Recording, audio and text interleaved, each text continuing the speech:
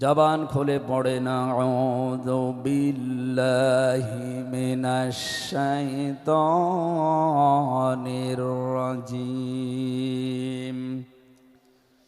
বিসমিল্লাহির রহমানির রহিম।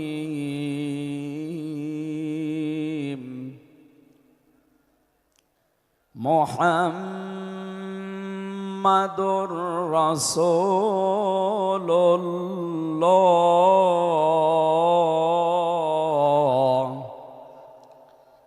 ওয়াল্লাযীনা মাআহু আশিদ্দাউ আলাল কুফফারি রুহামাউ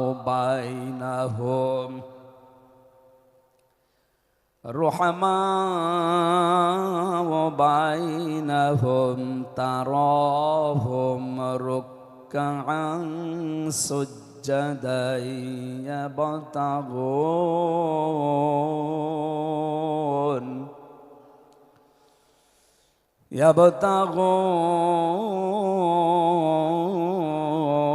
ইয়াবতাগুনা ফাদলাম মিনাল্লাহি ওয়া রিদওয়ানা সীমাহুম ফি ওজুহিহিম মিন আসারিস সুজুদ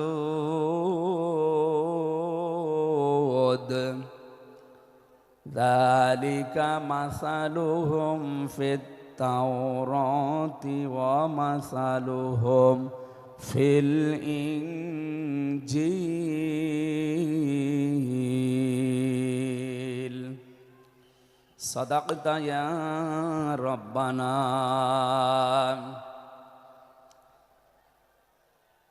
আন আবি হুরায়রা রাদিয়াল্লাহু তাআলা আনহু ক্বাল ক্বালা আন-নাবিয়্যু সাল্লাল্লাহু আলাইহি ওয়াসাল্লাম মান আহাব্বা লিল্লাহি ওয়া আবগাদা লিল্লাহি ওয়া আতাআ লিল্লাহি ওয়া মানাআ লিল্লাহি ফাকাদ ইসতাকমালাল ঈমান। রাহু মুসলিম। ওয়া মা যাদাহুম ইল্লা ঈমানা ওয়া তাসলিমা। আল্লাহুম্মা সাল্লি আলা মুহাম্মাদ ওয়া আলিহি ওয়া আসহাবিহি ওয়া বারিক ওয়া সাল্লিম। আল্লাহুম্মা সাল্লি আলা মুহাম্মাদ ওয়া আলিহি ওয়া আসহাবিহি ওয়া বারিক ওয়া সাল্লিম। আল্লাহুম্মা সাল্লি আলা মুহাম্মাদ ওয়া আলিহি ওয়া আসহাবিহি ওয়া বারিক ওয়া সাল্লিম। আলহামদুলিল্লাহ, বাংলাদেশের ঐতিহ্যবাহী জেলা যশোর আদ্দিন সকিনা মেডিকেল কলেজ প্রাঙ্গণে পুলের হাট যশোর 3 দিন ব্যাপী ঐতিহাসিক তাফসিরুল কোরআন মাহফিলের দ্বিতীয় রজনীর স্বনামধন্য সভাপতি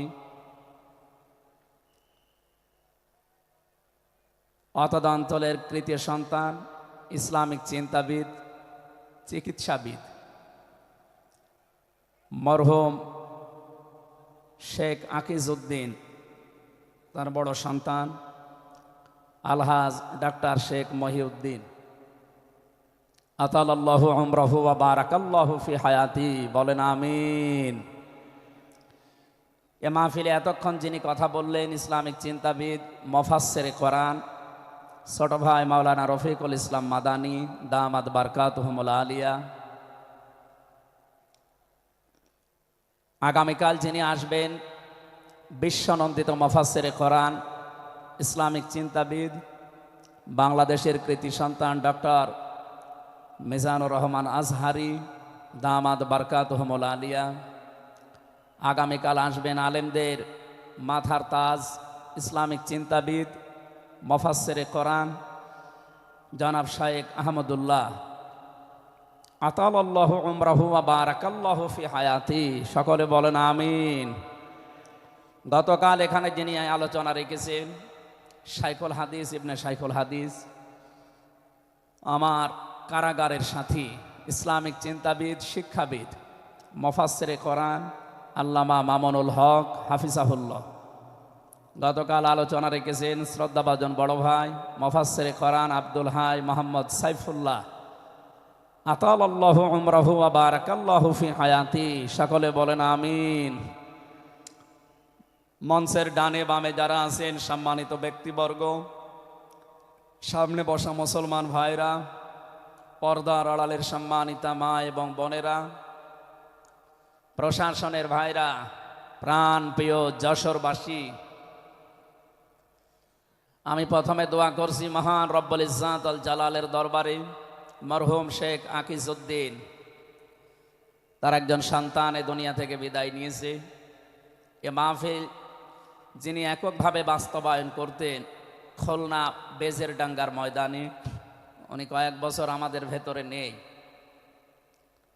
আলহাজ শেখ মমিন উদ্দিন, আল্লাহ রাব্বুল আলামিন তার কবরটাকে যেন জান্নাতুল ফেরদাউস বানিয়ে দেন, বলেন আমিন। দল মত জাতি বর্ণ ধর্ম নির্বিশেষে কোরআনে কারিম শোনার জন্য যারা এই ময়দানে ছুটে এসেছি রাতের বেলা, আমরা যে খুশি প্রকাশ করার জন্য বলছি আলহামদুলিল্লাহ। সম্মানিত দুইজন উপস্থাপক, আজকে আপনাদের সামনে যারা কথা বলছিলেন, আপনাদের যশোরের কৃতি সন্তান, বিশিষ্ট সঙ্গীত শিল্পী, শ্রদ্ধাভাজন বড় ভাই জনাব কবির বিন সামাদ দামাত বারকাতুহুমুল আলিয়া। সম্মানিত উপস্থাপক হিসাবে আরেকজন আছেন বাংলাদেশের কৃতি সন্তান, ইসলামিক চিন্তাবিদ, নাশিদ শিল্পী, বড় ভাই জনাব আমিরুল মমিনিন মানিক হাফিজাহুল্লাহ। যে আল্লাহ আমাদেরকে কণ্ঠ ছেড়ে দিয়েছেন কথা বলার জন্যে। 15.5 বছর মনে হচ্ছিল যে আমাদের বুকের ওপর একটা পাথর চাপা দেওয়া আছে। পাথরটা আল্লাহ নিজের কুদরতি ভাবেই সরিয়ে দিয়েছেন। যে আল্লাহ আমাদেরকে এখন এই যে কথা বলার মতো সুযোগ দিয়েছেন, বলেন আলহামদুলিল্লাহ। পৃথিবীতে মানুষ যা পেয়েছে সব কিছুর তুলনায় আল্লাহর কাছে কোরআনে কারিম শ্রেষ্ঠ সম্পদ। আজকের এই ময়দানে সম্পর্ক শুধু কোরআনে কারিমের সাথে, নয়তো আমরা এই হাজার লক্ষ মানুষেরা এ রাতের বেলা প্রচন্ড শীত অপেক্ষা করে আসতাম না। শুধুমাত্র শেখ মহিউদ্দিন সাহেব ডাক দিলে আমরা আসতাম, বিষয়টা এমন না। এখানে সম্পর্ক এই সৌন্দর্যের সাথে কোরআনের। এই জন্য যারা স্বেচ্ছাসেবকের দায়িত্বে আছেন আমি তাদেরকে ওয়েলকাম জানাচ্ছি, ধন্যবাদ জানাচ্ছি। তাদের এই কষ্ট, তাদের এই শ্রম আল্লাহ রাব্বুল আলামিন যেন জান্নাতে যাওয়ার পাতিহ বানিয়ে দেন, বলেন আমিন। কোরআনে কারিমে রাব্বুল আলামিন বলেন, কুল বিফাদলিল্লাহি ওয়া বিরহমাতিহি ফাবিযালিকা ফালিয়াফরাহু হুয়া খায়রুম মিম্মা ইয়াজমাউন, বলেন আল্লাহু আকবার। আল্লাহ পাক বলেন, নবী আপনি বলুন, তাম পৃথিবী যা পেয়ে আনন্দে আছে, যা গেইন করে, যা অ্যাচিভ করে, যা অর্জন করে, আমি আল্লাহর কাছে কোরআনে কারিম শ্রেষ্ঠ সম্পদ। সুতরাং কোরআন যারা পেয়েছে তারা যেন আনন্দ করে। আজকে খুলনা বিভাগের মানুষগুলো, খুলনা বিভাগ সহ বাংলার অন্যান্য বিভাগ থেকেও মানুষেরা আজকে এসেছে কোরআনে কারিম সত্যি যারা শোনার জন্যে, বোঝার জন্যে এসেছি। এটা পুরা এখন ইবাদত চলছে। আমরা খুশি দুনিয়ার সব কিছুর তুলনায় আজকে, বলেন আলহামদুলিল্লাহ। প্রাণ প্রিয় শ্রোতা মণ্ডলী, কোরআনের শ্রোতা যারা আমরা এখানে বসে আছি, এর আগে যারা দুনিয়ায় কোরআনে কারিম শুনেছে, কিয়ামত পর্যন্ত যারা শুনবে, কোরআনে কারিম এই শ্রোতাকে 3 ভাগে বিভক্ত করে দিয়েছে। এখানে ওই 3 প্রকার মানুষ আছে, কিয়ামত পর্যন্ত তারা থাকবে। প্রথম নাম্বার, এই কোরআনে কারিম শোনার পরে যারা বাধা দিয়েছিল এই দুনিয়ায়, আল্লাহর কোরআন তাদেরকে ঘোষণা দিয়েছে তারা কাফের। এই বাংলাদেশে আমরা এই 54 বছরে নামধারী মুসলমান, কিন্তু অনেক কাফেরের আচরণ দেখতে পেয়েছি।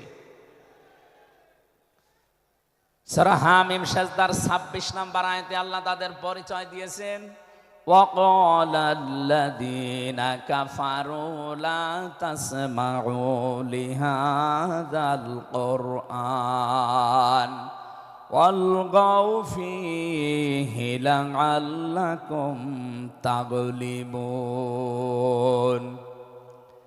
আল্লাহ পাক বলেন, কাফেরেরা সিদ্ধান্ত নিয়েছিল সব চলতে দেওয়া যাবে, মুহাম্মদের কোরআনে কারীম এটা চলতে দেওয়া যাবে না। কারণ তারা বুঝেছিল এটা ১৫০০ বছর আগে নাসিল হওয়া। ভালোভাবে আবু জাহেল টের পেয়েছিল, বুঝেছিল এ কোরআনে কারীম মুহাম্মদুর রাসূলুল্লাহ যেটা বোঝাতে চায় এটা যদি সত্যি জনগণ বুঝতে পারে আর মেনে নেয়, আমি যে অবৈধ চেয়ারে বসে আছি এই চেয়ার থাকবে না। যুগে যুগে যারা কোরআন বাধা দিয়েছে তারা এইটাই টের পেয়েছে। তারা খুব ভালোভাবে জানে কোরআন যারা প্রচার করে সত্যিই কোরআনের এই কথাগুলো যদি সাধারণ মানুষেরা জনগণ বুঝে ফেলে, আমরা যে শয়তানি করি, আমরা যে অবৈধভাবে টিকে আছি এইটা থাকবে না। এই জন্য বাস্তবতা হচ্ছে কোরআন শুনলে বাধা দেবে এরা ১ নাম্বারে কাফের। আমরা জানি কাফের মারা গেলে জানাজা হয় না, হয়? বলেন বলেন। কাফেরের জন্য দোয়া করাও জায়েজ নেই। আল্লাহ রাব্বুল আলামিন বলেন, মা কানা লিন-নাবিয়্যি ওয়াল্লাযীনা আমানু আইয়াস্তাগফিরু লিল মুশরিকিন ওয়ালাউ কানু উলি কুরবা মিন বা'দি মা তাবায়্যানা লাহুম আন্নাহুম আসহাবুল জাহিম।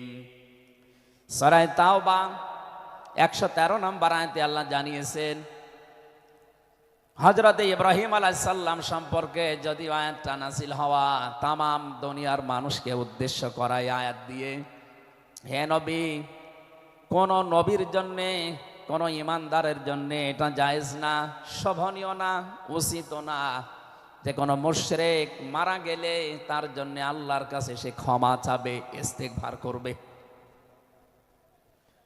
ওয়ালাউ কানু লি কুরবা, আল্লাহ পাক বলেন যদিও এটা নিজের নিকট আত্মীয় হয়, মা তাবায়্যানা লাহুম আন্নাহুম আসহাবুল জাহিম, যার প্রতি এটা প্রমাণ হয়ে গেছে যে লোকটা জাহান্নামে যাবে, যার কাজকর্ম, যার ঈমান আমল আকীদা দেখে টের পাওয়া যায়, এইরকম মানুষের জন্য কোনো ইমানদার না কোনো নবীর জন্যও দোয়া করা, ইস্তিগফার করা জায়েজ নেই। বলেন নাউজুবিল্লাহ।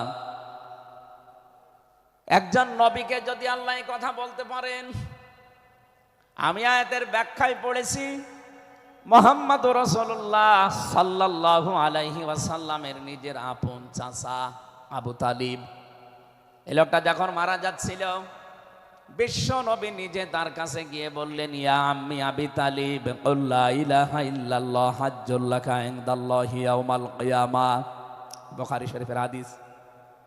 ডাক দিয়ে বললেন, হে চাচা, জোরে বলা লাগবে না, আওয়াজগুলো শুধু আমার কানের কাছে মুখটা নিয়ে আস্তে করে আপনি বলেন, লা ইলাহা ইল্লাল্লাহ, জোরে লা ইলাহা ইল্লাল্লাহ, লা ইলাহা ইল্লাল্লাহ, লা ইলাহা ইল্লাল্লাহ মুহাম্মাদুর রাসূলুল্লাহ। আপনি শুধু আল্লাহর একাত্মবাদের স্বীকৃতি দেন আমার কানের কাছে, রিসালাতের ঘোষণাটা দেওয়া লাগবে না, শুধু আল্লাহর ঘোষণাটা আমার কানের কাছে শোনান, কিয়ামতের দিন আমি আপনার জন্য আল্লাহর দরবারে ঝগড়া করে জান্নাতে নিয়ে যাব। পাশে যারা দাঁড়িয়েছিল তাদের কারণে লোকটা পড়তে পারে নাই, নবীজির মন খারাপ হয়ে গেল। সঙ্গে সঙ্গে সূরা কসসের ৫৬ নাম্বার আয়াত নিয়ে ফেরেশতা জিবরাইল হাজির হয়ে গেছে। ইন্নাকা লা তাহদি মান আহবাবতা ওয়ালাকিন্নাল্লাহা ইয়াহদি মান ইয়াশা ওয়া হুয়া আ'লামু বিল মুহতাদিন। আল্লাহ পাক বলেন, হে নবী, আপনি যাকে ভালোবাসেন, যাকে পছন্দ করেন, যাকে মনে করবেন আপনি হেদায়েত দেবেন না, আপনি পারবেন না, কারণ হেদায়েত আমি আল্লাহ আপনার হাতে দেইনি। হেদায়েত আমি আল্লাহ নিজের হাতে রেখে দিয়েছি। আমি আল্লাহ যাকে ইচ্ছা তাকে এটা দান করি, আর আমি আপনার চাইতে ভালো জানি যে হেদায়েত পাবে কে। জেলখানার ভেতরে 3টা বছর আল্লামা মামুনুল হক হাফিজাহুল্লাহ, আমরা দুইজন এক জায়গায় ছিলাম। সকালে এবং দুপুরের খাবার আমরা এক জায়গায় খেতাম। মাঝে মাঝে আমারে বলতেন যে হামজা, বাইরে যদি আল্লাহ নিয়ে যায় কোনোদিন কাফেরের জানাজায় যাব না, পড়াবো না। আমারে বারবার জিজ্ঞাসা করেছি, ভাই আপনি কাফের পান কোথায়? বাংলাদেশে তো সেরকম কাফের আমরা দেখি না। উনি আয়াতটা আমাকে শুনিয়ে বলেছিলেন, কাফের তো তারা যারা আল্লাহর কোরআনে বাধা দেয়। সুতরাং এই দেশে যারা কোরআনে বাধা দেবে সে ডাইরেক্ট হোক ইনডাইরেক্ট হোক, সূরা হামিম সাজদার 26 নম্বর আয়াতের দলিল অনুযায়ী লোকটা কাফের। কাফেরের জানাজা পড়া কিন্তু হারাম। আমার মনে হয় এখন দেশের অবস্থা যা, আমরা যদি এই সিদ্ধান্তে উপনীত হতে পারি যে কাফেরের জানাজা বন্ধ হয়ে যাবে, আগামীতে কোরআনে কারিম বাধা দেওয়ার মতো সাহস অনেকেই করবে না। কোরআনে কারিমের শ্রোতা 1 নম্বরে পেলাম যারা কাফের। 15.5 বছর থেকে শুরু করে 54 বছর আমরা যা দেখলাম, অনেকেই কিন্তু ডাইরেক্ট ইনডাইরেক্ট বাধা দিয়েছেন। এখনো যদি ওইরকম মানুষ থাকেন এই দেশে, আপনি তাওবা করবেন, আপনি সংশোধিত হয়ে যাবেন। আর যেহেতু এখন সংস্কার চলছে, আপনি নিজেকেও সংস্কার করে নেবেন। কোরআনের শ্রোতা হিসাবে আমরা 2 নম্বরে পেয়েছি তাদের নাম। আল্লাহ রাব্বুল আলামিন বলেন, ওয়াইদা কিলা লাহুম তাআলাউ ইলা মা আনজালাল্লাহু ওয়া ইলার রাসূলি রাআইতাল মুনাফিকিনা ইয়াসুদ্দুনা আনকা সুদুদা।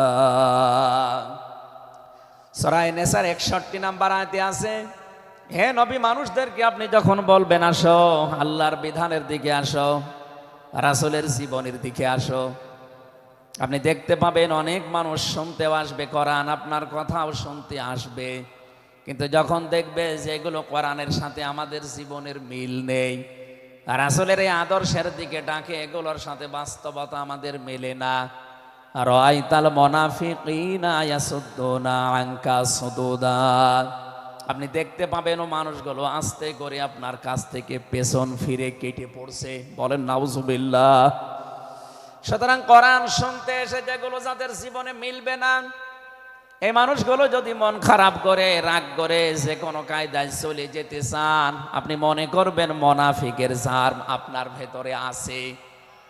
আল্লাহ আমাদের হেফাজত করুন, বলেন আমিন। 3 নম্বর শ্রোতার বর্ণনা পেয়েছি সূরা আনফালের 2 নম্বর আয়াতে।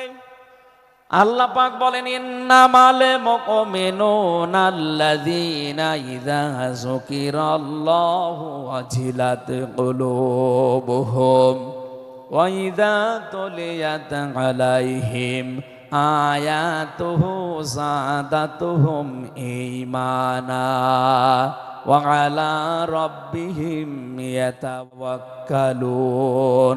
চিৎকার করে বলেন আল্লাহু আকবার। আল্লাহ পাক বলেন, আমার দৃষ্টিতে তো কোরআনের শ্রোতা আসল এবং মুমিন তারা, যাদের সামনে আমার নাম উচ্চারণ হলে তাদের অন্তরাত্মা কেঁপে ওঠে, আমার আয়াতগুলো তাদের সামনে তেলাওয়াত হলে এ মানুষগুলোর ঈমান ভেতরে যা আছে এটা আরো বেড়ে যায়। এখানে যাদাতুহুম ঈমান আর ব্যাখ্যায় আমি দেখেছি, শরীরের পশমগুলো দেখবেন আপনি হঠাৎ খাড়া হয়ে যাবে, বাম স্তনের 2 আঙ্গুল নিচে একটা গোস্তের টুকরা আছে, ওটা কাঁপবে, কাঁপাকাঁপি করবে, একটা অনির্বচন শোক আপনি আলাদা অনুভব করবেন। এই তিনটা যদি এখন আমাদের ভেতরে তৈরি হয়, আলা রব্বিহিম ইয়াতাওয়াক্কালুন, বাড়ি যাওয়ার আগে এই সিদ্ধান্ত নিয়ে যাওয়া যাবে যে আল্লাহ ছাড়া আর কারো উপরে আমরা ভরসা করি না। বলেন সুবহানাল্লাহ। এই তিনটা আয়াত দিয়ে আমি বোঝাতে চেয়েছি কাফের কারা, মুনাফিক কারা, আল্লাহর দৃষ্টিতে মুমিন কারা। 3 নাম্বারে এই তরিকায় যদি আমরা এই 3টি গুণ অর্জন করতে পারি, আজকে আল্লাহর কথাগুলো শুনলে আপনার ভেতরে কাঁপ ধরবে। 2 নাম্বারে আল্লাহর আয়াত তেলাওয়াত হবে, যখন বুঝতে পারবেন যে কি বলে, ওয়াইদা সামিউ মা উনজিলা ইলার রাসূলি তারা আয়ুনাহুম তাফিদু মিনাদ দামি মিম্মা আরাফু মিনাল হক ইয়াকুলুনা রব্বানা আমান্না ফাকতুবনা মা'আশ শাহিদিন। সূরা মায়েদা 7 নাম্বার পারার 1 নাম্বার পৃষ্ঠার 1 নাম্বার লাইনের 83 নাম্বার আয়াতে আছে। তাফসিরে ফি জিলালিল কোরআন থেকে শোনাচ্ছি। রব্বুল আলামিন বলেন, নবী আপনি যখন ওদের সামনে পড়বেন, আমার এই আয়াতগুলো যখন ওরা মন দিয়ে শুনবে, অনুধাবন করতে পারবে, উপলব্ধি করার যোগ্যতা যাদের আছে, আপনি দেখবেন ওদের চোখ দিয়ে মনের অজান্তেই পানি পড়ছে। এজন্য অ্যাক্টিভ হন আরো, কারণ কোরআন শোনার 2টা নিয়ম আল্লাহ দিয়েছেন। ফাসতামিউ লাহু ওয়া আনসিতু, শুধু শোনা না, তাহলে সামিয়া দিতেন। আল্লাহ ফাসতামিউ দিয়েছেন, এজন্য মনোযোগ সহকারে শুনতে হবে। আজকের তেলাওয়াতকৃত আয়াত থেকে আমরা তাফসীর আকারে কথা বলবো ইনশাআল্লাহ। 2 নাম্বারে চুপ থাকা লাগবে। আমি এখনো অনেককে দেখতে পাচ্ছি এদিকে ওদিকে তাকাচ্ছেন, গল্প করছেন। আশা করছি কোরআনে বর্ণিত আল্লাহর এই 2টা নির্দেশ আপনি মেনে নেবেন। 1 নাম্বারে চুপ থাকবেন, 2 নাম্বারে মনোযোগ সহকারে শুনবেন। লাআল্লাকুম তুরহামুন, আশা করা যায় আল্লাহর রহমত এখানে নাজিল হবে। আল্লাহ আমাদেরকে আয়াতটা মেনে চলার তৌফিক দেন, বলেন আমিন। এজন্য কোরআনের আলোচনা শুনলে সবার চোখে পানি আসবে না।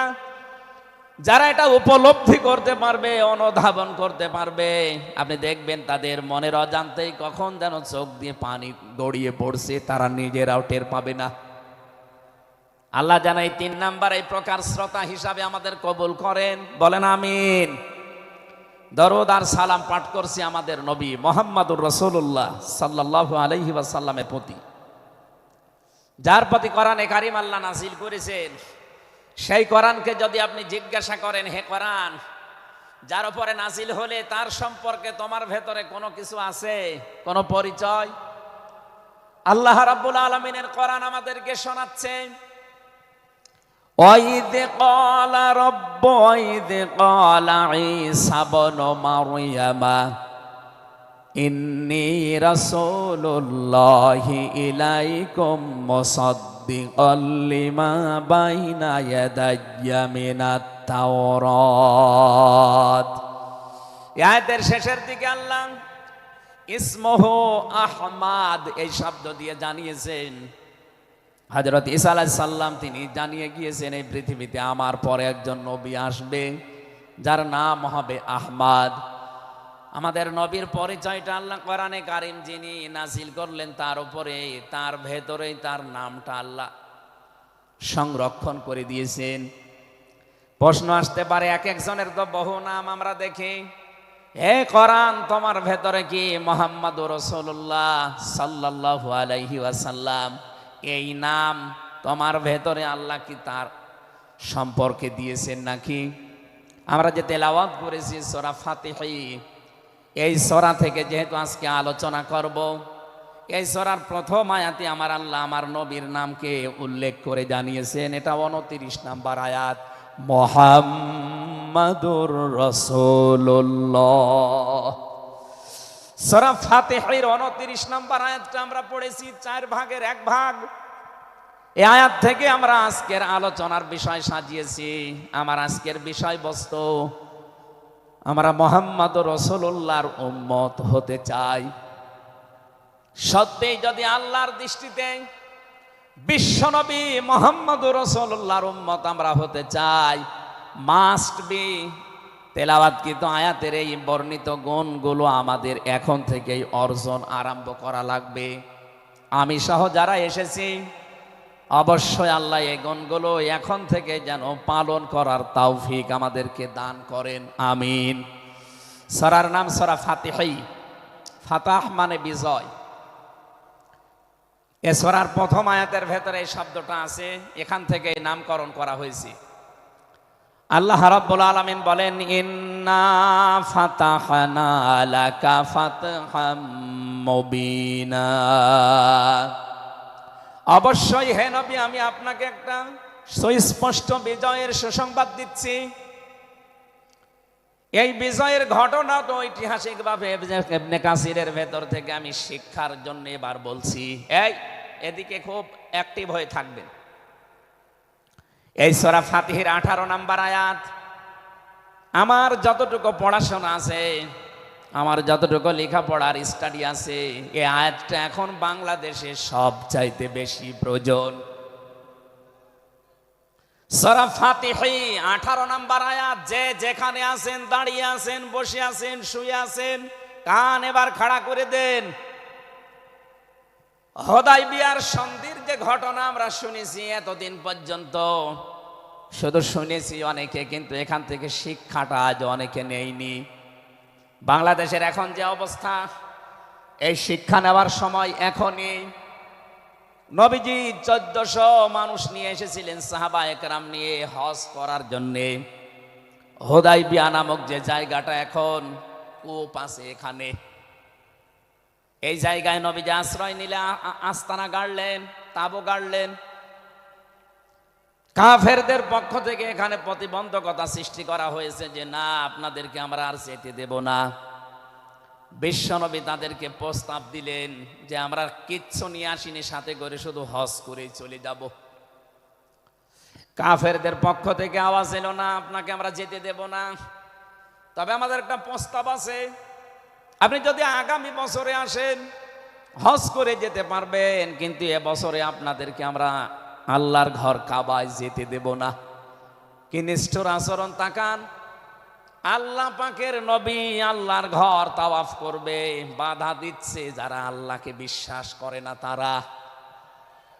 এ বাংলাদেশে 50টা বছর কোরআনে কারীম প্রচার করেছে যারা, কোরআনের পাখি শহীদ আল্লামা দেলাওয়ার হোসাইন সাইদি রহমতুল্লাহ আলাইহি, তার নামে মামলা দেওয়া হয়, কেস দেওয়া হয়, তিনি নাকি ধর্মীয় অনুভূতিতে আঘাত দিয়েছে।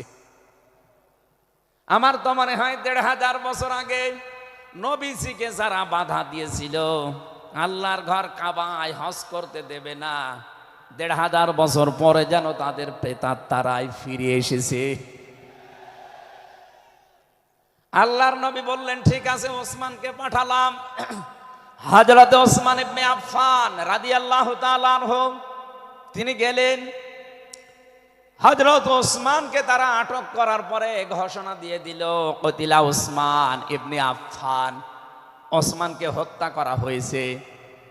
এ সংবাদ যখন নবীজির কাছে এসেছে,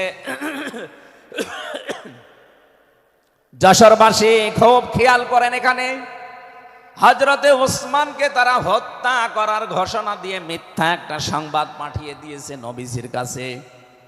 নবীজি সাহাবায়ে কেরামকে বললেন, যারা ইহরামের কাপড় পরে এসেছিলে সব এখন খুলে ফেলো। সাহাবায়ে কেরাম বলেন, হে রাসূল, ইহরামের কাপড় খুললে হজ?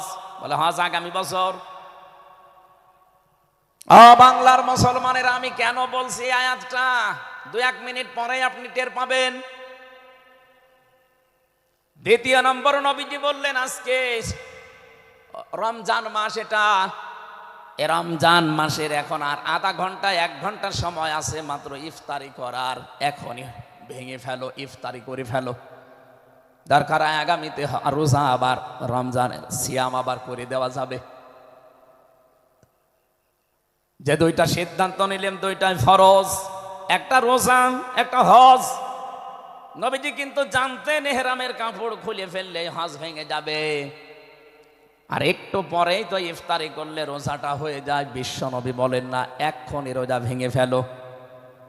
আবার বলছে কান খাড়া করেন, আমি কিন্তু 2 মিনিটের ভেতরে জায়গায় যাব। এত বড় দুইটা বড় বড় ফরজ বিধান নবীজি লঙ্ঘন করছেন, কারণটা কি? কারণ একটাই, ওরা একজন নিরপরাধ মানুষকে আটক করে হত্যার ঘোষণা দিয়েছে। আপনি বাংলাদেশকে 15.5 বছরের সাথে ওই ঘটনাটা মিলান। একটা নিরপরাধ মানুষ মাত্র একজন, তাকে আটক করে হত্যার ঘোষণা দেওয়ার কারণে যদি নবী মুহাম্মদ রাসূলুল্লাহ হজ ছেড়ে দিতে পারেন, রোজা ছেড়ে দিতে পারেন, তিনি ওই বাবলা গাছের নিচে হাত দিলেন, সাহাবায়ে কেরামকে বললেন আমার হাতের উপরে সবাই হাত লাগাও, আমি আজকে তোমাদেরকে বায়াত গ্রহণ করাবো, শপথ নেব তোমাদের কাছে। 1399 জন নবীর সাথে আছে। আর হযরত ওসমানকে যেহেতু তারা আটক করেছে, এই 1399 জন সবাই নবীজির হাতের উপরে একটার পরে হাত দিতে আছে। বিশ্ব নবী ডাক দিয়ে বলেন, সাহাবীরা, জিবরাইল এই মাত্র সূরা ফাতিহা এই সূরার 18 নম্বর আয়াতটা আমাকে তেলাওয়াত করে শুনিয়ে গেল। জিবরাইল এসেছিল, তোমরা কেউ দেখতে পাওনি। জিবরাইল আয়াতটা শুনিয়েছে, লাকাদ রাদিয়াল্লাহু আনিল মুমিনিনা ইয ইউবাইউনাকা তাহতাশ শাজারাতি ফাআলিমা মা ফি কুলুবিহিম ফানজালাস সাকিনাতা আলাইহিম ওয়া আসাবাহুম ফাতহান করিবা। খুব খেয়াল করেন, সেই সময় পর্যন্ত আমি চলে এসেছি। নবীজি নিজের বাম হাতটা সাহাবায়ে কেরামদের উপরে রেখে বললেন, সাহাবীরা, আজকের এই বায়াতের উপরে, শপথের উপরে আল্লাহ পাক নিজেই জানিয়েছেন যে তিনি রাজি হয়ে গেছেন। আয়াতটা শুরু করার আগে আল্লাহ দুইটা তাকিদ দিয়েছেন, লাম এবং কদ। লাকাদ রাদিয়াল্লাহু আনিল মুমিনিন, আল্লাহ পাক বলেন আমি নিজে মুমিনদের উপরে অবশ্যই অবশ্যই রাজি হয়ে গেছি। রাজি হব না, হয়ে গেছি।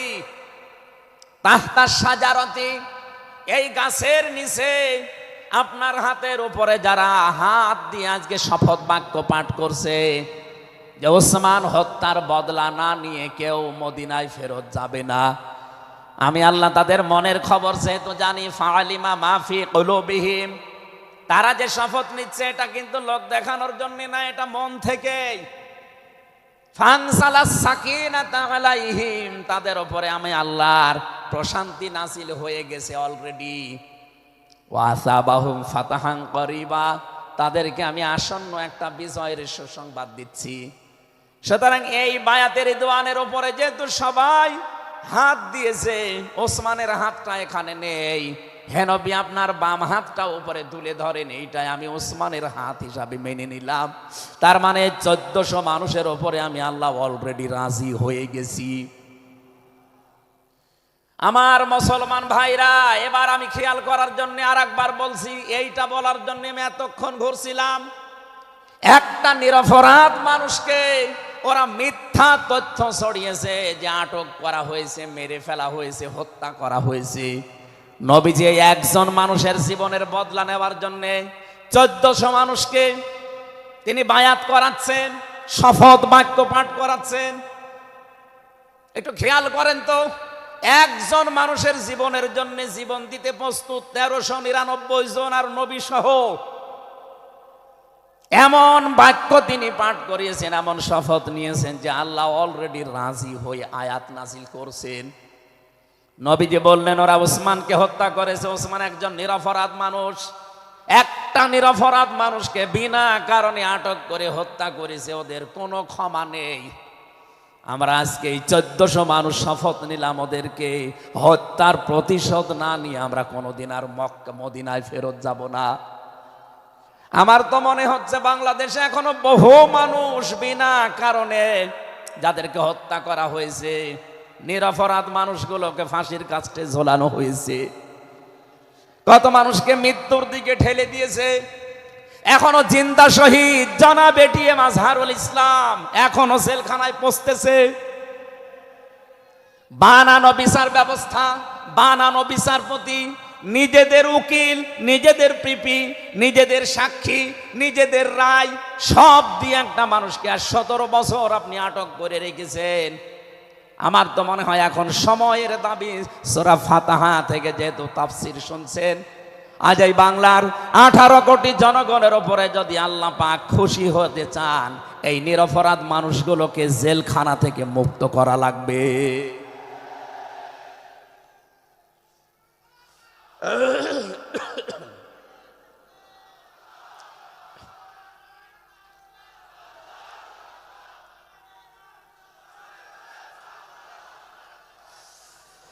যশোরবাসী, আল্লাহ রাব্বুল আলামিন এখানে কয়েকটা বিষয় আমাদেরকে উপহার দিতে চেয়েছেন সুসংবাদের মাধ্যমে। 1 নম্বরে আল্লাহ বলেন আমি রাজি হয়ে যাব। 2 নম্বরে ওদের মনের মূল কথাগুলো যেহেতু আমি জানি, সুতরাং যারা নারায়ে তাকবীর আল্লাহু আকবার এই স্লোগান দিয়ে এই মাজলুম মানুষটার পক্ষে অবস্থান নিলেন, আমার তো মনে হচ্ছে ফানজালাস সাকিনাতা আলাইহিম, আল্লাহ পাক তার রহমত এখন এদেশের উপরে নাজিল করবে। 2 নম্বরে ওয়াসাবাহুম ফাতাহান করিবা, একেবারে সুপ্রসন্ন নিকটবর্তী বিজয় আমাদেরকে আল্লাহ এই মাজলুম মানুষটার পক্ষে দাঁড়ানোর কারণে দেবে। আমি আজকেও একজন জেল খাটা মানুষের সাথে কথা বলছিলাম, তিনিও প্রায় 3.5-4 বছর জেলে ছিলেন। তিনি জ্বালাচ্ছিলেন যে হামজা ভাই, আসলে আমরা যারা জেলে ছিলাম তারা ছাড়া এটা বোঝানো সম্ভব না। বহু মানুষ বিনা অপরাধে, বিশেষ করে 15.5 বছরে তো হবে, বিনা কারণে বিনা অপরাধে কিচ্ছু জানে না, বছরের পর বছর জেলে পচতেছে। ওরা যদি একজন নিরপরাধ মানুষকে মিথ্যা কথা ছড়িয়ে দেওয়ার কারণে নবী যেরকম সিদ্ধান্ত নিতে পারে, আজ বাংলার 18 কোটি মানুষ দল বেদল সব ভুলে গিয়ে নিরপরাধ যত মানুষ জেলে ভর্তি আছে, গুম হয়েছিল, খুন হয়েছিল যারা, এদের পক্ষে দাঁড়াতে যদি সত্যি আপনি মন থেকে এগিয়ে আসতে পারেন, আল্লাহর কসম আমাদের সামনে আল্লাহ বিজয় দেখাবেন।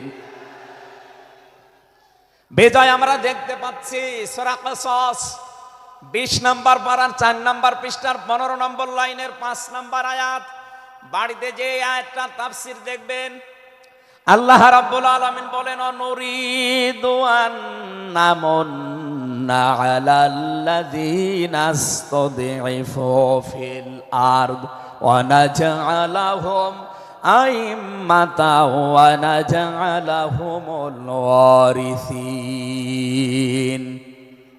আমি আল্লাহ একটা ইচ্ছা করলাম, হাজার হাজার বছর আগে হে নবী, এই পৃথিবীর ময়দানে ফেরাউন নামে একটা লোক ছিল।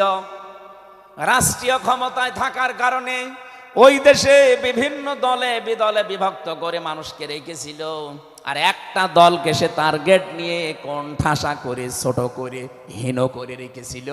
সেই দলটা ছিল মুসা নবীর দল।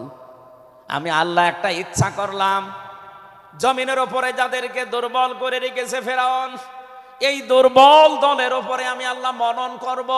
মনন মানে অনুগ্রহ করা, দয়া করা। আমি আল্লাহ দয়া করব তাদের উপরে, মনন করব। এই কারণ আমি তাদেরকে জমিনের শাসন ক্ষমতায় বসাতে চাই, জমিনের উত্তরাধিকারী তাদেরকে বানিয়ে দিতে চাই। অনুমাক্কিনা লাহুম ফিল আরদ, জমিনের উপরে তাদেরকে আমি ক্ষমতায় বসাবো, এটা আমি আল্লাহর ইচ্ছা। বলেন তো আল্লাহ যদি কোনো ইচ্ছা করে ওটা রদ করার কেউ আছে? আরো জোরে বলেন আছে? সুতরাং এই আয়াত দিয়ে আমি যেহেতু 100 ভাগে আয়াতটা বিশ্বাস করি, হাজার হাজার বছর আগে ফেরাউনের এই জীবনের সাথে, কাহিনীর সাথে, তাফসিরের সাথে আমি বাংলাদেশে আয়াতটা মিলিয়েছি। দেখতে পেয়েছি 2024 সালের 5 আগস্টের পরে একটা দলের সাথে আয়াতটা মিলে যাচ্ছে। আপনি যাই মনে করেন এইটাই বাস্তব। এই 54 বছরে ধোয়া তুলে ভুয়া চেতনার নাম দিয়ে যাদেরকে কোণঠাসা করে রেখেছিলেন জনগণের কাছ থেকে, আল্লাহ যেন হঠাৎ করে মানুষের মনের ভেতরে তাদের প্রতি পরিবর্তন এনে দিয়েছেন। আল্লাহ পাক যেন এই মানুষগুলোকে একটা মনন করেছেন, একটা দয়া দেখিয়েছেন। অনাজালাহুমা ইম্মাতান, জমিনের ইমাম তাদেরকে যেন আল্লাহ দিনের পর দিন বানিয়ে দিচ্ছে। তাদের আচার ব্যবহার, তাদের চরিত্র, তাদের ব্যবহার, তাদের মাধুর্যতা, তাদের যে ইখলাস, এগুলো দেখছে আমার আল্লাহ দিনের পরে দিন জমিনের ইমাম তাদেরকে আল্লাহ বানাচ্ছেন। অনাজালাহুমুল ওয়ারিসিন, আয়াতের শেষের কথা, আল্লাহ তাদেরকে জমিনের ওয়ারিস বানিয়ে দেবেন।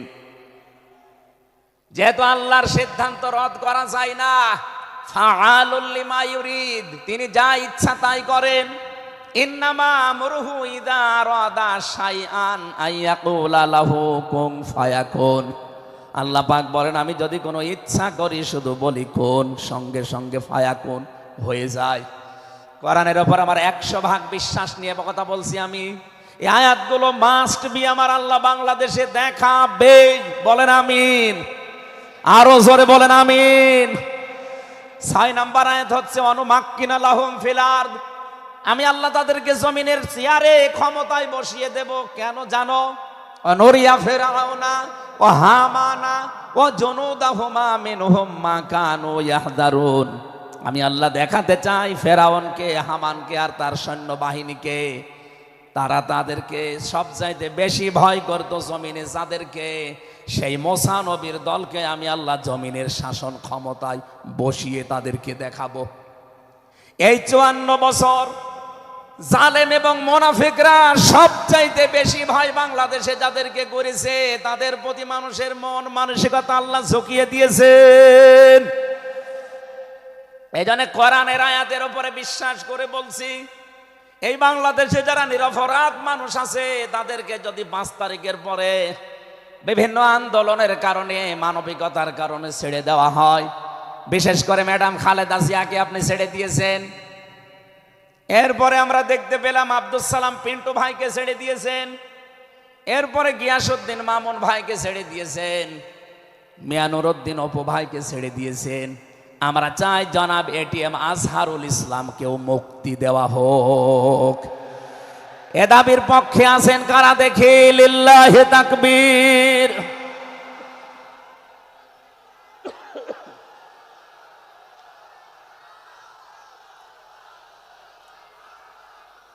আলহামদুলিল্লাহ। ভাই, আমি আয়াতটা পড়লাম এই জন্যে, 1500 বছর আগে একটা নিরপরাধ মানুষের পক্ষে দাঁড়ানোর কারণে যদি আল্লাহ এতগুলো সুসংবাদ দিতে পারে, সাকিনা নাজিল করা, সুপ্রসন্ন একেবারে নিকটবর্তী বিজয় দেওয়া, আমরা যদি আজ নিরপরাধ মানুষগুলো যারা আজ জুলুমের শিকার হয়ে 15.5 বছর 17 বছর মানবেতর জীবন যাপন করছে, আমি তো 3 বছর তার ভুক্তভোগী।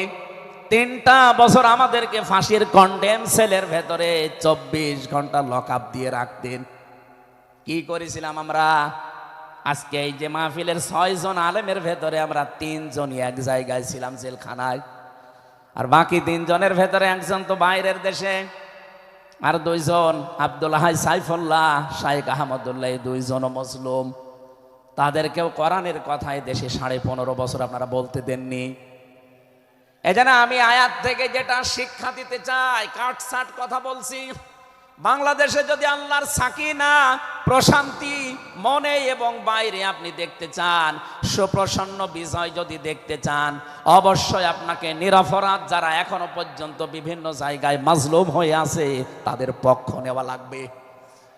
এই কথা বলুন। আল্লাহ আজকে আমাদের জীবনে 100% মেনে চলার তৌফিক দান, বলেন আমিন। এই সূরা ফাতিহা থেকে আমরা পড়েছি 29 নম্বর আয়াত। আমাদের আলোচনার বিষয় মুহাম্মদুর রাসূলুল্লাহর উম্মত কারা? রব্বুল আলামিন বলেন মুহাম্মদুর রাসূলুল্লাহ। মুহাম্মদ সাল্লাল্লাহু আলাইহি সাল্লাম আল্লাহর রাসূল। হে নবী, দুনিয়ার কেউ যদি আপনার রিসালাত স্বীকার না করে, কেউ যদি সাক্ষী না দেয়, আমি আল্লাহ নিজে সাক্ষী দিয়ে দিলাম আপনি আমার রাসূল। সুতরাং এই বাংলার জমিনে কেউ যদি নবীর আদর্শ না মানে, বিশ্ব নবীর কোনো ক্ষতি হবে না, আল্লাহরও কোনো লস নেই, যত ক্ষতি আমাদের। কথা বলে না কেন? কোরআনের চোখ লাগিয়ে দেখতে পাচ্ছি এদেশে হাজারো মানুষ জাহান্নামে দৌড়াচ্ছে। কারণ নবী মুহাম্মদুর রাসূলুল্লাহ বাদ দিয়ে পৃথিবীতে যদি অন্য কাউকে কিয়ামত পর্যন্ত কেউ আদর্শ মেনে চলে, কোরআনের কসম দিয়ে বলছি মাস্ট বি লোকটা জাহান্নামী। এজন্য এরকম আচরণে যারা আছেন, বুঝে হোক না বুঝে হোক, আল্লাহ রাব্বুল আলামিনের পরিচয় দেওয়ার আগে আমার আল্লাহ রাসূলের পরিচয় আমাদের কাছে দিয়েছেন। রাব্বুল আলামিন বলেন, কুল হুয়াল্লাহু আহাদ আল্লাহুস সামাদ লাম ইয়ালিদ ওয়া লাম ইউলাদ ওয়া লাম ইয়াকুল লাহু কুফুয়ান আহাদ। এখানে আল্লাহর একাত্মবাদের শিক্ষা দেওয়া হচ্ছে। আল্লাহ পাক বলেন, হে নবী আপনি বলুন, অথচ শোনানো হচ্ছে যার কথা, তার কথা তো আগে বলার দরকার ছিল। এখানে আগে রেসালাতের ঘোষণাটা দেওয়া হয়েছে, কুল, হে নবী আপনি বলুন। ও বাংলার মুসলমানেরা, ফেরাউনের জীবনী পড়ে আমি দেখেছি সে কিন্তু আল্লাহর একাত্মবাদের ঘোষণা দিয়েছিল, কিন্তু রেসালাতের ঘোষণা দেয়নি, এজন্য লোকটা ঈমান পায়নি। বাংলাদেশে বহু মানুষকে আমরা দেখতে পাচ্ছি, আল্লাহর কথা বললেও বলেন আমরা কি নামাজ পড়ি না, রোজা রাখি না, আমি কি হজ করি না, দান সাদকা করি না, এগুলো সব আল্লাহর বিধান। এগুলোর পাশাপাশি আল্লাহর প্রেরিত পুরুষ যিনি আমাদের এই জামানায়, আল্লাহর প্রেরিত পুরুষ যিনি কিয়ামত পর্যন্ত, তার নাম মুহাম্মাদুর রাসূলুল্লাহ। জ্ঞানী মানুষ যারা বসে আছেন এক কথায় তারা বুঝবেন আমি জানি। আজ বিশ্ব নবীর আদর্শ বাদ দিয়ে আপনি কার আদর্শ মানেন আপনার বিবেকের কাছে প্রশ্ন করেন। এটা রাজনীতি মনে করে কেউ যদি চলে যান আপনার কপালে আগুন লাগবে, আপনারও মরণ হবে ফেরাউনের মতো। ও আল্লাহকে মেনেছিল কিন্তু রেসালাত মানে নাই।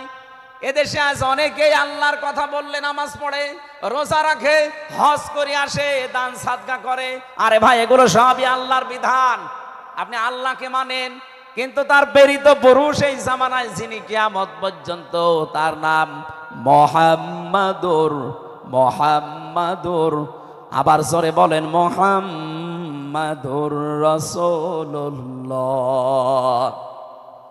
এতক্ষণ পর্যন্ত যা বললাম আমি আশা করছি আপনি বুঝেছেন। বিশ্ব নবী বাদ দিয়ে অন্য কারো আদর্শ এই জমিনে মানা যাবে না। মানলে আপনি বুঝে মানেন, আর না বুঝে মানেন আপনি জাহান্নামী। এখন যদি মুসা আলাইহিস সালাম আসে দুনিয়ায়, যদি ঈসা নবী এখন আসে, আর আমরা কেউ যদি আল্লাহর নবী মুহাম্মদুর রাসূলুল্লাহকে বাদ দিয়ে ঈসা নবী, মুসা নবীকেও মেনে চলি, নিছক আপনি জাহান্নামী। এটা রেকর্ড হচ্ছে, সারা দুনিয়ায় যাবে। সূরা আলে ইমরানের ৮০ নম্বর আয়াত। অন্য ধর্মে যারা আছেন, ইহুদি, খ্রিস্টান, আহলে কিতাব যারা দাবি করেন, এমনকি এই মুশরিকদের ভেতরেও যারা, বৌদ্ধদের ভেতরে যারা অমুসলিম, তাদেরকে বলছি আপনারা ভুল পথে আছেন। আপনারা যাদেরকে নবী নাম বলে চলেন, যিশু বলেন, ঈসা আলাইহিস সালামকে, মুসা আলাইহিস সালামকে আপনারা যোসেফ বলে ডাকেন, আপনাদের ওই সমস্ত নবীগুলো তাওরাতে, ইনজিলে অলরেডি ঘোষণা দিয়েই গেছে যে আমাদের পরে একজন শেষ নবী আসবে, তার নাম মুহাম্মাদুর রাসূলুল্লাহ বা আহমদ। তাকে যদি তোমরা জীবদ্দশায় পেয়ে যাও, পৃথিবীর সব কিছু ছেড়ে দিয়ে তার আদর্শটা গ্রহণ করবা, নয়তো পথভ্রান্ত হয়ে, পথভ্রষ্ট হয়ে জাহান্নামে যাওয়া লাগবে। যাকে মেনে চলার দাবি করেন সেই যিশু, সেই যোসেফ, হযরত ঈসা নবী, হযরত মুসা নবী, তারাই যেহেতু ঘোষণা তাওরাতে, ইনজিলে দিয়ে দিয়েছে, হয়তো আপনাদের পুরোহিত যারা, ধর্মগুরু যারা, ঠাকুর যারা আপনাদেরকে শোনায় না। এই সত্য বিধান আপনি ইনজিলে পড়েন, আমার শেষের শব্দ ছিল ফিত তাওরাতি ওয়াল ইনজিল। এই দুইটা কিতাব আপনারা বই আপনারা পড়ে দেখবেন, এখানে আমাদের নবী, শেষ নবীর বর্ণনা আছে ৯০৩ জায়গায়। বলেন আল্লাহু আকবার। আল্লাহ পাক প্রথম শব্দে জানাতে চেয়েছেন, হে নবী, কেউ যদি আপনাকে স্বীকার না করে, কেউ না মানে, আমি আল্লাহ নিজে ঘোষণা দিলাম, ওয়াল্লাযীনা মাআহু আশিদ্দাউ আলাল কুফফার। আপনার সঙ্গে সাথে যারা হবে, আপনার সাথে যারা থাকবে, আপনার উম্মত বলে যারা কিয়ামত পর্যন্ত দাবি করবে তাদের ভেতরে এই গুণগুলো মাস্ট বি পাওয়া যাবে। যশোরবাসী, এবার আপনাদের জন্য আপনি মিলান তো এই আয়াতটা নিজের জীবনে আছে কিনা। ওয়াল্লাযীনা, আর যারা মাআহু আপনার সঙ্গে থাকবে, আশিদ্দাউ আলাল কুফার, তারা কাফেরদের প্রতি বজ্রকণ্ঠ হবে। কালকে মাওলানা মামুনুল হক, আমি ছিলাম কালকে চট্টগ্রামের ফেনীতে, একটু লাইভ দেখেছি। উনি কিন্তু শেষের দিকে এটা জানিয়েছেন, ওঠো বজ্রমুঠি করো, ঘোষণা দাও। এ কথা বলেনি? এই কথা বলেন না কেন? ওনার এইটাই সামারাইজ, আশিদ্দাউ আলাল কুফার, কাফেরদের প্রতি কঠোর হওয়া লাগবে। সেই সময় এখন অলরেডি চলছে। প্রতিবেশী নামে আমাদের যারা আছে, যেহেতু প্রতিবেশী পাল্টানো যায় না, এজন্য আমরা বেশি কিছু বলছি না। আমরা আশা করব যে প্রতিবেশীর চরিত্র পাল্টাবে। নবীজি প্রতিবেশী সম্পর্কে এত বেশি কথা জানিয়েছেন, মাঝে মাঝে বলতেন, জিবরাইল প্রতিবেশী সম্পর্কে যত কথা তুমি বলো মনে হয় যে আমার জমি জায়গার ভাগও দেওয়া লাগবে। যেহেতু এত দামি জিনিস প্রতিবেশী, এত গুরুত্বপূর্ণ, আপনাদেরকে তো আমরা আর পাল্টাতে পারবো না, আমাদের জমির সাথে আপনাদের জমি। এই জন্য বলছে আপনারা চরিত্র পাল্টাবেন। আপনি মাইক্রোসফট, ভয়েস অফ আমেরিকা, এগুলো সব খ্রিস্টানরা, ইহুদিরা চালায়। তারা আজ তামাম দুনিয়ার 257টা রাষ্ট্রে কিন্তু অলরেডি জানিয়ে দিয়েছে বিশ্বের সবচাইতে বেশি মিথ্যা কথা বলা হয় ভারতে। পৃথিবীর 257টা রাষ্ট্রের ভেতরে সবচাইতে বেশি সংখ্যালঘুরা নিরাপত্তার সহিত বাস করে বাংলাদেশে। অথচ এই দুইটা এতদিন, এই 54 বছর আমরা স্বাধীন হয়েছি, 54টা বছরে আমাদের পেছনে এই মিথ্যা দুইটা তথ্যই প্রতিবেশীরা ছড়িয়েছে। সারা দুনিয়ার মোড়লদেরকে বলতো যে বাংলাদেশে সংখ্যালঘু নির্যাতন হয়। এদেশের গোবিন্দ পরামানিক, কুমার কি সেন যেন, কয়েকজন মিলে তারা বিবৃতি অলরেডি মাঝে মাঝাই দিচ্ছে যে আগস্টের 5 তারিখের পর থেকে বাংলাদেশে আমরা সবচাইতে বেশি নিরাপত্তায় আছি সংখ্যালঘুরা। এখনো তো কোরআনে কারিম এই দেশে কায়েম হয়নি। আমি কোরআনের এই অনুষ্ঠান থেকে আপনাদেরকে গ্যারান্টি দিতে পারি, আল্লাহর কসম, কোরআনে কারিম যদি এদেশের রাষ্ট্রীয় ক্ষমতায় চলে আসে, বাংলাদেশের সবচাইতে বেশি নিরাপদে থাকবে সংখ্যালঘুরা। একজন মুসলমানের মাথায় যদি কেউ আঘাত করে একটা গুনাহ হবে, একটা অমুসলিমের গায়ে যদি কেউ আঘাত করে ডবল গুনাহ হবে। বাংলার মুসলমানেরা অনেকে মনে করেন যে এটা মনে হয় নতুন হাদিস। না, আপনি একজন মুসলমানকে আপনি মারলেন, আপনার নিজের ভাই, সে আল মুসলিম ও আখুল মুসলিম, কিন্তু অমুসলিম আপনার ভাই, এ কথা কোরআনেও নেই, হাদিসেও নেই। কি কথা বলেন এখন? 3টা বিষয় যদি কারো ভেতরে পান, সে যেই হোক। 1 নম্বরে কেউ যদি আমার কেবলাকে কেবলা মনে করে, ফাহুয়া আখি, সে আমার ভাই। 2 নম্বরে আমার জবাই করা জিনিস যদি সে খেতে চায়, ফাহুয়া আখি, সে আমার ভাই। 3 নম্বরে সে যদি আমার মতো নামাজ পড়ে, সে আমার ভাই। সুতরাং এই 3টা বিষয় সামনে রেখে আমরা এই দেশে যারা আছি, মতের হয়তো মিল নেই, দলের হয়তো নামের মিল নেই, কিন্তু এই 3টা বিষয় যারা মানবেন, আমার মতো নামাজ পড়বেন, আমার কাবাকে কাবা মনে করবেন, আমার জবাইকে তো ব্যস্ত আপনিও খাবেন, এটা যেই হোক, এই দেশে আমরা সবাই তাকে ভাই ভাই ভাই মনে করি। কথা বলেন ঠিক কিনা? এই 3টার বাইরে যারা আছেন তারা তো আর আমার ভাই না। তাদের সম্পর্কে কি? তারা আমার এই দেশের আমানাত। 1 নম্বরে এই সংখ্যালঘু যারা আছে, হিন্দু হোক, খ্রিস্টান হোক, বৌদ্ধ হোক, মুশরিক হোক, যাই হোক, যারা আছে তাদের উপর যদি আপনি অত্যাচার করেন, তাদের মন্দির ভাঙেন, তাদের দেবতাকে গালি দেন, তাদের মাথায় বাড়ি দেন, চাঁদাবাজি করেন, 1 নম্বরে জুলুমের গুনাহ হবে, 2 নম্বরে আমানতের খেয়ানতের গুনাহ হবে। এই জন্য আমরা সাবধান থাকি। আগস্টের 5 তারিখের পরে আমরা অনেকের চরিত্র একটু ওলট পালট দেখতে পাচ্ছি। আশা করছি আপনি থামবেন, নয়তো কিন্তু বদনাম হয়ে যাচ্ছে। আপনি গোয়েন্দা বিভাগের খোঁজ রাখেন, তারা কিন্তু সব নখদর্পণে রেখেছে, কে কি করছে এটা সব তারা দেখছে। এই জন্য আমরা এমন কোনো আচরণ না করি আপনার নিজের ভুলের কারণে নিজের পায়ে আবার কোড়াল লেগে যায়। তারা সব দেখতে পাচ্ছে এই 4.5 মাসে কারা মানবতার জন্য কাজ করে, কারা দেশের জন্য কাজ করে, কারা এই 2780 জন মানুষ হাসপাতালের বেডে কাতরাচ্ছে, এদের কাছে কারা গেছে সব খোঁজ তাদের কাছে আছে। 2732 জন মানুষ হত্যা হয়েছে একজনের নির্দেশে। এতগুলো শহীদ পরিবারের পাশে কারা কারা দাঁড়াচ্ছে সব তাদের কিন্তু ডকুমেন্ট আছে। এই জন্য আপনি মনে করছেন আমি ডুবে ডুবে জল খাবো, ঘোলা পানিতে মাছ শিকার করব, কেউ কিছু টের পাবে না, কখনো না। সব তাদের আয়ত্তের ভেতরে আছে। এই জন্য এমন কাজ করা দরকার আমাদের, আগামীতে যেন শুধু ওই 14 দল বাদ দিয়ে আমরা যারা মজলুম আছি এই মানুষগুলো যেন রাষ্ট্রের দায়িত্ব পায়, আর কোরআন আর হাদিস দিয়ে বাংলাদেশের 56,000 বর্গ মাইল চলে। কারা কারা রাজি আছেন দেখি? লিল্লাহি তাকবীর।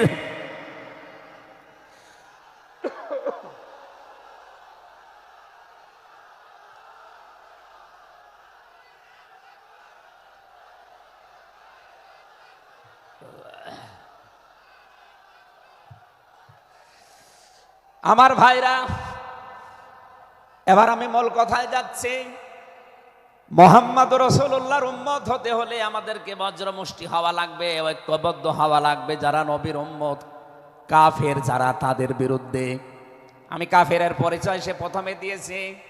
যে মানুষগুলো কোরআনে কারিমে বাধা দেয়, কোরআনের শিক্ষায়, কোরআনের প্রচারে, কোরআনের প্রসারে, কোরআন কায়েমে যারাই বাংলাদেশে বাধা দেবে তার নাম আব্দুল আলিম হতে পারে, কে কাফের।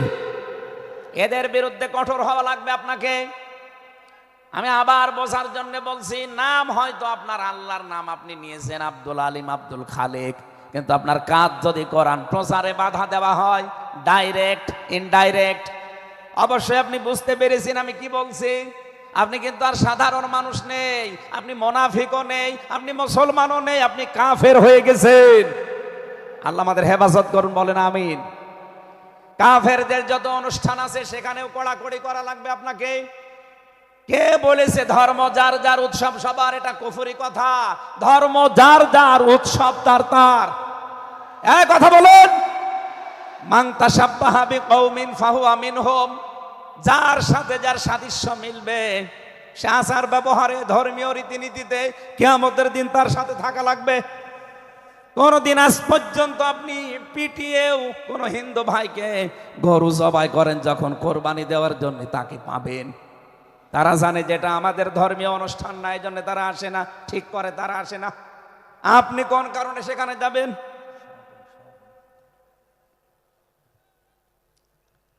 রোহামা ও বাইনাহুম। দ্বিতীয় নম্বরে আমরা পেয়েছি নিজেদের ভেতরে মহব্বত, ভালোবাসা, সম্প্রীতি, মায়া, মমতা, এটা নিজেদের ভেতরে বাড়ানো লাগবে।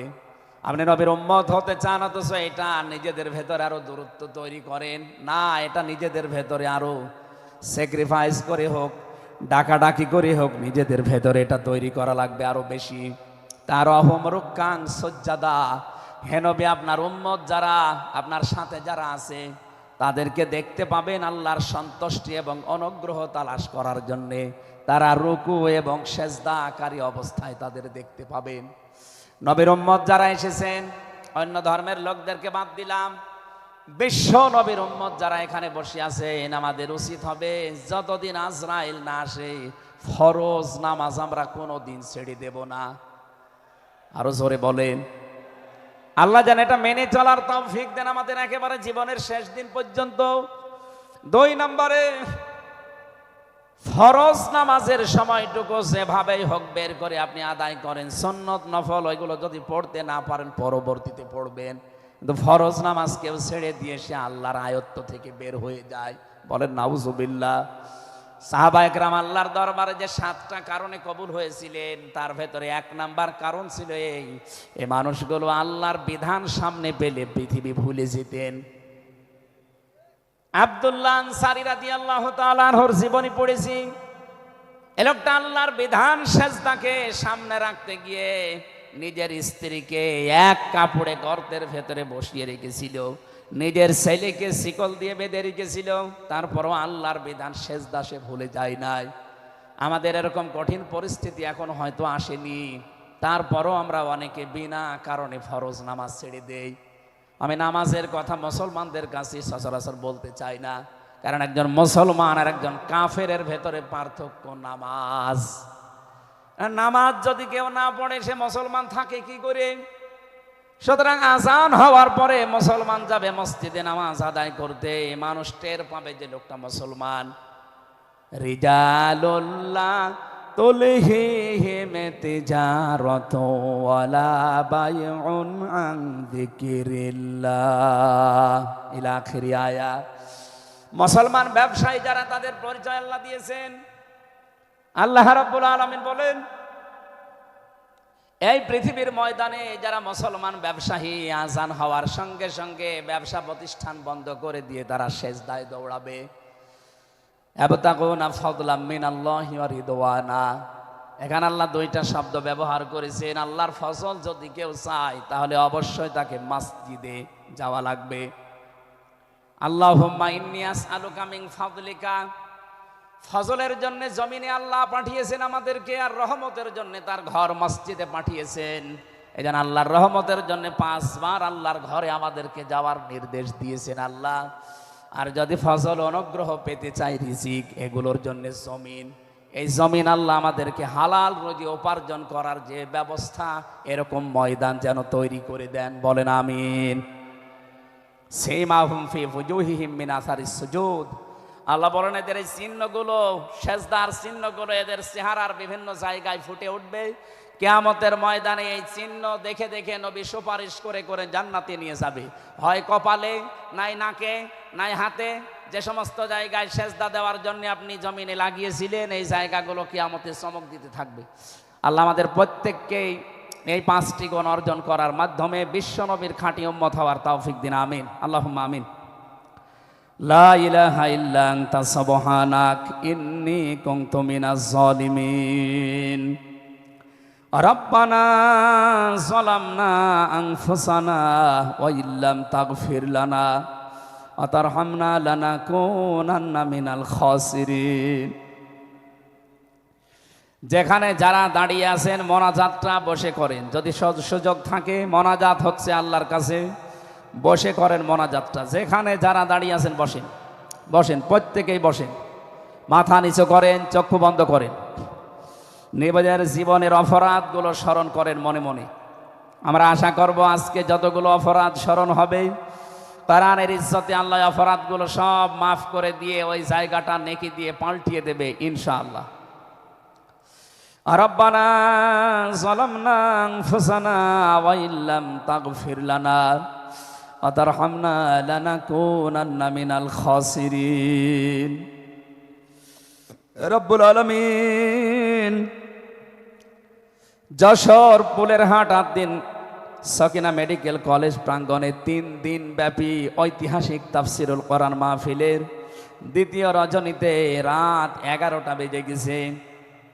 সেই জোহরের পর থেকে গভীর রজনী পর্যন্ত যারা কোরআনে কারিম শোনার জন্য চাতক পাখির মতো বসে আছে, আল্লাহ মনের ভেতরে যার যে কামনা বাসনা আছে মেহেরবানি করে পুরা করে দাও। এ বিশাল আয়োজনের দিকে তুমি একটু তাকাও।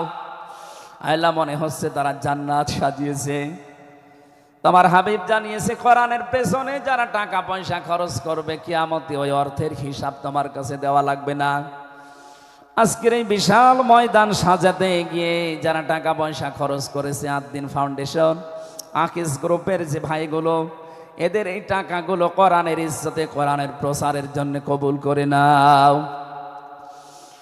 সওয়াব যদি তুমি দিয়েই থাকো খুশি হয়ে, আল্লাহ তাআলা যা বলতে চেয়েছি আমার ইমান থেকে আমি হক কথাগুলো বলার চেষ্টা চালিয়েছি। সওয়াব যদি অক্ষরে অক্ষরে 10টা করে নেকি হয়ে যায়, সওয়াবগুলো তুমি আমাদের নবীর রওজায় পৌঁছিয়ে দাও। দুনিয়ার মাটির নিচে যারা ইমান নিয়ে ঘুমিয়ে আছে এদেরকে ক্ষমা করে দাও। বিশেষ করে আমাদের মা বাবা যাদের নেই, যারা মাথা নিচু করে চক্ষু বন্ধ করে চোখের পানি ফেলে দিয়েছে মার বাবার জন্যে, এই মুহূর্তে মা বাবাকে কবরে জান্নাতুল ফেরদাউস দিয়ে দাও। মরহুম শেখ আকিজউদ্দিন তার স্ত্রীরা যারা কবরে ঘুমিয়ে আছে, তার সন্তান মরহুম শেখ মমিনউদ্দিন ভাই সহ প্রত্যেকের কবরগুলো তুমি জান্নাতুল ফেরদাউস বানিয়ে দাও। এলাকায় মাটির নিচে যত মানুষ কবরে আছে আল্লাহ, হাজার হাজার মন মাটি বুকের ওপরে নিয়ে তাদের বুককে তুমি হালকা করে দাও, কবরগুলো জান্নাতের সাথে সংযোগ বানিয়ে দাও।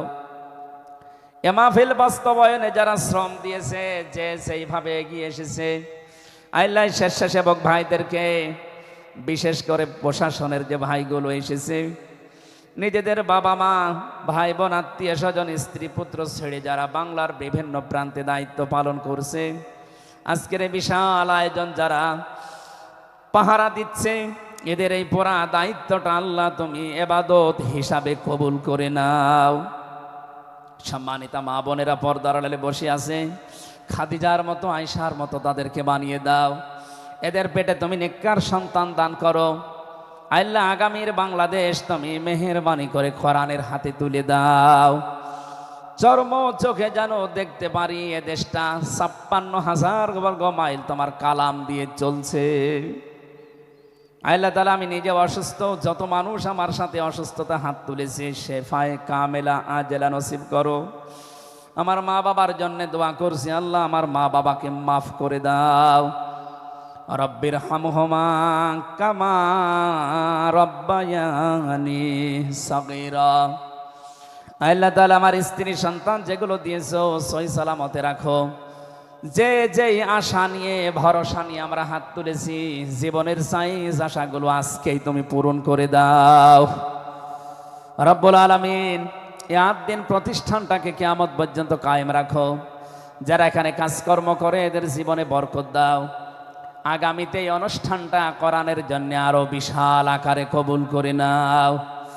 বড় ভাই কবির বিন সামাদ, আমিরুল মুমিনিন মানিক সহ যত পরিচালক এখানে কাজ করছে উপস্থাপনায়, প্রত্যেকের জীবন কবুল করো আল্লাহ তাআলা। আগামীতে যিনি আসবেন ডক্টর মিজানুর রহমান আজহারি ভাই, শাইখ আহমদুল্লাহ সহ কোরআনের সঠিক কথাগুলো তাদের জবান থেকে বের করে দিও।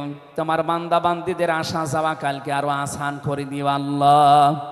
বারাকাল্লাহু লানা ওয়া লাকুম ফিল কোরআনিল আযীম।